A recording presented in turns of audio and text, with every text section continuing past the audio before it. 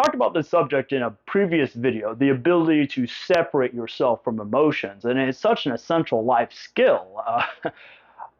People talk about being out of their comfort zone all the time, but that actually means you need to be uncomfortable. I really think, with our cell phones and everything around us giving us constant dopamine and a constant way to feel good, even just being a little uncomfortable is just absolutely unbearable for most people. So, how do you work on this? How do you work on separating yourself from your emotions?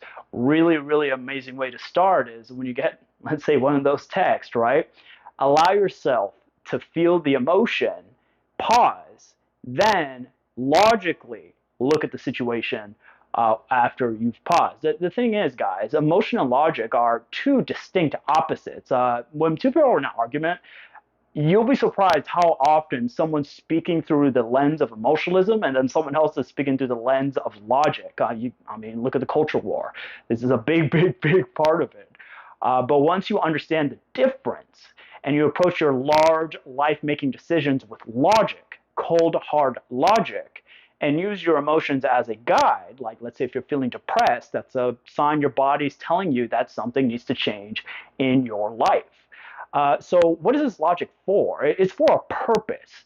What is a purpose? It's the reason you live your entire life. Your entire life is catered around this purpose. Now, for a lot of people in their 20s, finding that purpose is part of the challenge. And honestly, if you want to find your purpose, live close to your edge as much as you can. Be as uncomfortable as much as you can, as much as you can handle, and then your purpose will make itself known to you.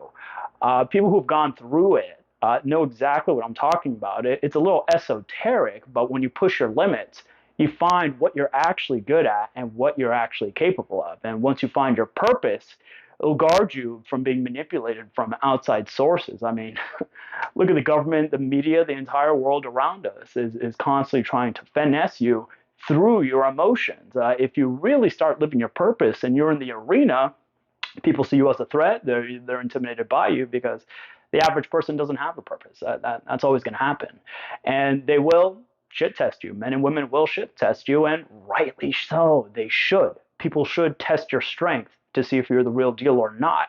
Absolutely. But in that ability to separate yourself from your emotions and being purpose first, shit tests are a fucking joke. The media becomes a joke. The government becomes a joke. No one can manipulate you. No one can touch you. The only emotion someone can elicit out of me is laughter. Well, when they try eliciting an emotion, get in control of your emotions, embrace purpose, and everything else just falls right into place.